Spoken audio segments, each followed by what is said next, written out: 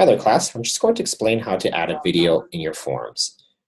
First things first, what you want to do is, of course, click on the actual assignment you have to tackle. So that's going to be found under course orientation.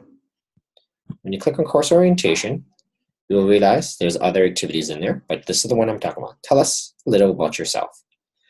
So when you click on the actual activity in your forum discussion, you will need to include your name, where do you live, your hobbies and interests, what do you see yourself doing as a career, are you planning to manage a business, and if you want a big jackpot of money, would you open a business?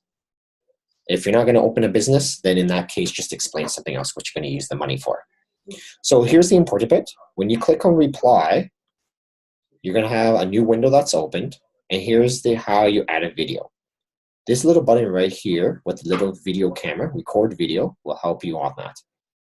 If this doesn't work on your computer, because you don't have a webcam, then you have to do this on your phone. On your phone, because phones these days of age have the ability to record videos, same format.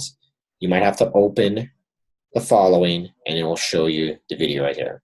So if this is not open, make sure you click on this little keyboard feature, toggle, toolbar toggle, and then click on record video, and then it will access your actual file to add a video.